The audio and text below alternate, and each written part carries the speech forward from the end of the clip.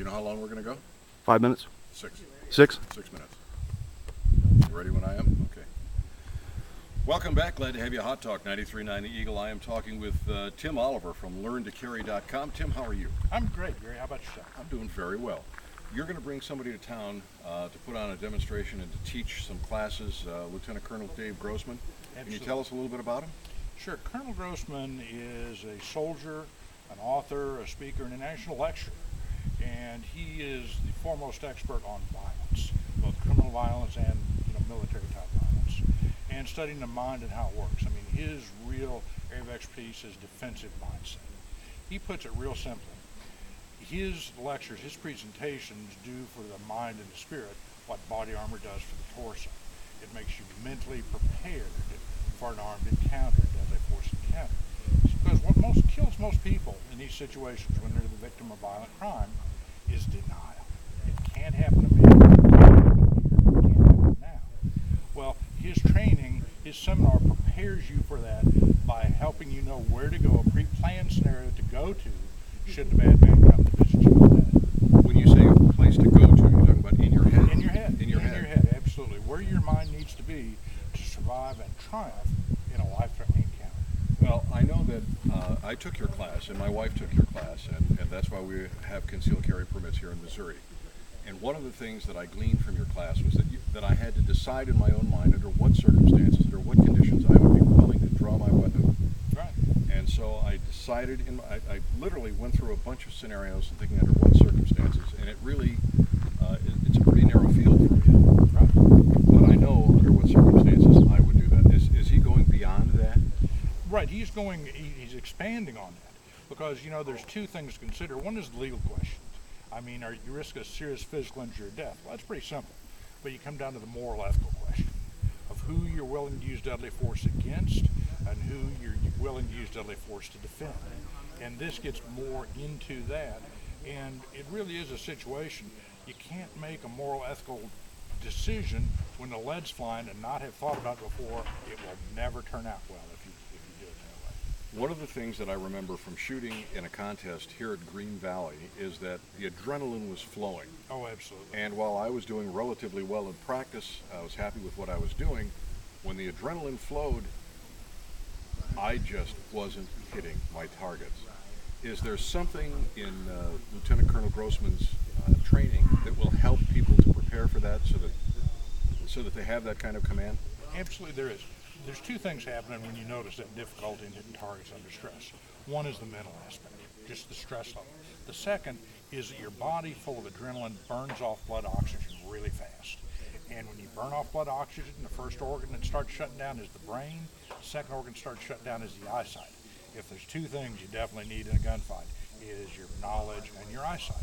Well, he has breathing techniques. He teaches you to keep the blood oxygenated. That when you see a certain thing coming your way, the first thing you start doing is processing extra oxygen. And in doing so, it helps your performance, helps your endurance, helps it turn out a lot better. When that adrenaline does start to flow, and I can remember in several instances where, and it's not a matter of being afraid necessarily. Right. Oh, it's not that at all. But you start to shake, you've got all that adrenaline, and you know you're going to cut loose. But it's that kind of shaking, that kind of adrenaline rush that seems to make it even more difficult to control your fingers and eyes and coordination. And again, it's more difficult if you're unprepared, if you don't know the techniques to use. For example, when you get in that life and death situation, you get super strong because of the adrenaline, but you lose fine motor control.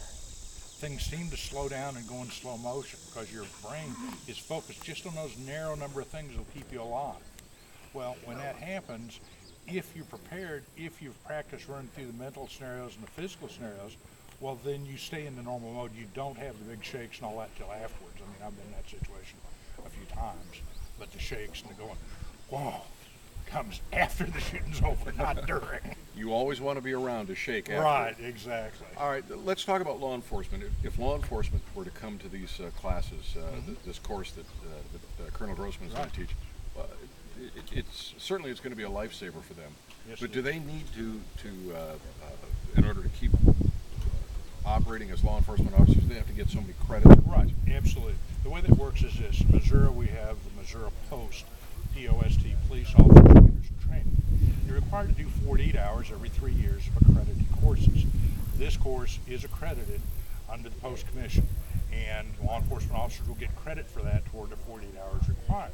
Now, this course is called Bulletproof Mind for the Armed Citizen. Well, this includes both concealed carry people and police officers off duty or retired, because that's what they are, after that, armed citizens. Well, while this is similar to his other Bulletproof Mind courses that are for military and police, this really goes into a little bit more of the perspective of when you're dressed like this, not when you're in uniform. Okay, and if somebody wants to attend these classes, where do they get the information? On our website, learntocarryevents.com, click the current events and the registration page. If you're law enforcement and want post credit, you need to enroll through Law Enforcement Training Institute over at the University, Law Enforcement Academy over there, and contact them at 573-882-6021, or if you go to their webpage, it's under Law Enforcement Seminars, Bulletproof Mind. All right, one more question I want to talk to you about, and that is you teach a class. LearnToCarry.com is where I went to register for the class. Mm-hmm. Can you give us one of Tim's tips? Sure. Defensive pistol shooting is different than any other type of shooting. For defensive shooting, we have 4 safety rules. Every gun's always loaded. Never point a gun at anything you're not willing to kill or destroy. Be sure of your target and what's beyond. Finger off the trigger till the sights are on the target. Those 4 rules are interlocking, and if you obey all 4 of those rules all the time, it is nearly impossible for you to have a firearms tragedy. Tim Oliver, LearnToCarry.com. Thank you. Thanks, Jerry. All right, quick break. We'll be back. You are listening to Hot Talk 93.9 The Eagle.